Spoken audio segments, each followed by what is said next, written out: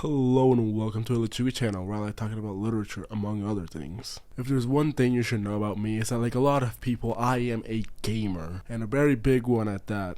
I mean, I've pretty much played every notable game that's ever been. I've played Mario, I've played Zelda, I've played Final Fantasy. So of course, because of my obsession with gaming, I was extremely interested to read this very popular book called Tomorrow and Tomorrow and Tomorrow. I have mentioned this book a variety of times in some previous videos. It won Best Fiction at the Goodreads Choice Awards. It's been praised by all sorts of booktubers and book talkers and critics in the field, so much so a lot of people consider it to be the best book of 2022. And after 2 months of trying to get through it, I can finally say that I have finished it.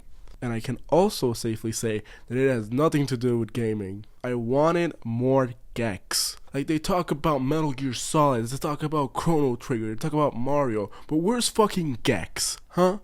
Where's Gex, Gabriel Zevin? Now, all jokes aside, this is a book that heavily interests me, not only because it's a gaming-related book, but also because the gaming is just kind of like a side thing. In reality, this is a book about relationships and characters trying to build relationships with each other, which, if you know me, I'm a huge fan of these types of books. In fact, a lot of my all-time favorites are about relationships, like Normal People and It Ends With Us. So I was very excited to see what this author that I have never read before has to say in this kind of genre that I fall in love with, alongside the gaming aspects, of course. And well, after reading it, I can say that I'm honestly really satisfied with everything that I read with Tomorrow to the Power of 3. There's a lot to love in this book, but at the same time I do have my fair share of criticisms. In my opinion, Tomorrow and Tomorrow and Tomorrow can be squarely divided into 2 parts, the good one and the not so good one. Immediately, one of the things that makes Tomorrow to the Power of 3 stand out from the competition is its very distinct writing style. The title is honestly very appropriate. The book is written in a way where the past, the present, and the future are all kind of relevant at the same time, or at the very least being narrated at the same time. The focus is very much on the present, but you'll constantly get details and little narrations of things that happen both in the past and in the future. Because I mean, like, if you tell people what's going to happen in your story, that could be like spoiling yourself almost. And to be completely honest, it does kind of feel like that sometimes with the way it's narrated. Sometimes you'll just be in the middle of something and you're excited to see how it's gonna develop, and then the book just tells you how it's going to happen. And it's like, wow, thanks. It's as if you were watching Empire Strikes Back, and then you're like in the beginning in Hoth, but then some asshole shows up, skips to the end where Darth Vader reveals that he's Luke's father, and then just reverses back to Hoth. And it's like, what the fuck? Though honestly, I want to say that a good 70% of the time, it doesn't actually feel like that. When Gabriel Zevin goes to the future, it does feel warranted, and it does add a bit more to the story, and even add some foreshadowing. Sometimes the foreshadowing is a little on the nose, but it works most of the time. And the sections from the past are even better. When Gabriel Zevin goes from the present to the past, she uses a bit of ring narrative to really bring everything together. It never feels random or even unnecessary. Every time she goes to the past, you feel like you get to know the characters a little bit better. And that really helps the story, in my opinion. Speaking of the characters, there of course would bring the whole story together. There are 3 protagonists, Sam, Sadie, and Marks. Each of them are extremely unique and interesting in their own way. None of them feel like repeats of each other or even too similar. They're all their very own unique story with their own sets of conflicts and personal growth to go through. You especially see this in the first half of the book. Sam is somebody who has lost his faith in people because of traumatic events that have happened in his life. Sadie is something who's gone through similar things but for different reasons, mainly because of an abusive relationship she's currently in. And then you have Marks, who is the only one who hasn't really gone through anything super traumatic in his life and is trying to help his other 2 friends. These 3 characters meld together so well and make for a very cohesive plot. I honestly found the story between these 3 to be pretty beautiful in the first half of the book. It's about these 3 characters, mainly Sadie and Sam, who have gone through a lot of shit in their life, and seeing them slowly regain their faith in humanity and in their relationships with each other, all while making games and going through a lot of other things in life. Combine this with a very unique writing style, and you have a book that honestly really gets to you sometimes, especially when you get to learn more of both Sam and Sadie's backstories. It never feels too rushed, it never feels too slow. It's always the right pace, which makes it so that when you hit the big emotional moments, they really hit hard. The characters are explored beautifully, and the events and things that happen feel appropriate to the characters. This then goes in line with the gaming aspect of the story, because of course this is a book about game developers and their story about making games.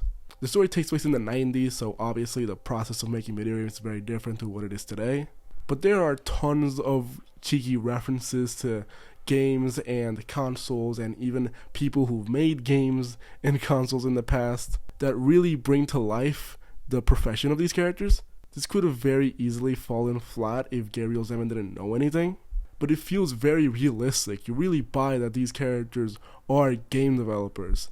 If Tomorrow to the Power of 3 was just this first half, it would have honestly been a perfect book in my opinion. However, this leads me to where my main gripes with the book lie. While the first half is fantastic, the second half leaves a bit to be desired. You see, by the time you reach halfway through the book, you've already kinda know all of the characters' backstories. You already have the basic gist of everything that's gonna happen in the future.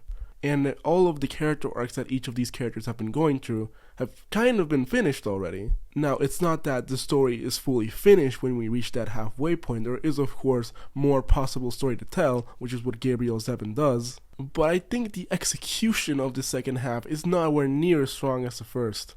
The first major issue is that we already kind of know everything about these characters. We know their backstory, we know the basic gist of what's going to happen. And I feel like even Gabriel Zevin herself started to struggle a little bit with what's going to happen next, because it all feels a bit arbitrary. Tomorrow and Tomorrow and Tomorrow is also a book that takes place over a long period of time, but in the first half it was only like a handful of years at most.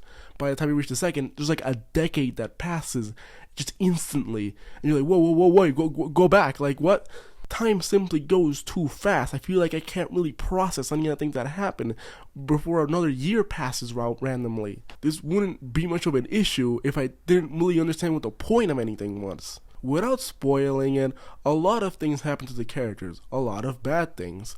But every time they happen, I just kept asking the question, okay, what's the point of this? In the first half, every conflict that the characters face felt like it naturally continued their story of trying to regain their faith with each other. In the second half, it doesn't really feel like there's any focus at all, but instead just arbitrary conflicts that don't really feel like they advance any sort of character arc or even any sort of point or purpose. Not to say that there aren't a lot of good moments in the second half, I just wish the conflicts that the characters face had any actual sort of point. Which leads to an ending that, while not necessarily bad, I felt a little half-baked. For the whole time I was just waiting for all of these conflicts to serve into one unified point, but it never really does that. Instead of ending, it just kind of stops abruptly. And I kind of feel like if Gabriel Zevin started wrapping things up around that 200-page mark, then maybe the book would have felt a bit more satisfying in the long run. Though I still admit that I loved seeing the characters' lives progress through the entire 30 years that Tomorrow to the Power of 3 takes place over, and I don't regret reading this book at all. Even with my criticism, I still highly recommend this book. I don't know if this is the best book I read from last year, but it's most certainly one of the most notable ones. It has amazing characters, the writing style is absolutely fantastic, it's super unique, it has a lot to bring to the table. And while the second half isn't as strong as the first in my opinion, still really enjoyed it. Well, that's going to be it for this video. Have you read Tomorrow and Tomorrow and Tomorrow? Let me know in the comments below and tell me what you thought about it while you're there. If you liked this video, then make sure to hit the like button and subscribe to the Lechuga channel for more literary content, and hit the bell to be notified of new videos. And hey, if you liked this video, why not watch another one? I have a playlist on screen right now with all of my literary content. Well, that's going to be it. See ya.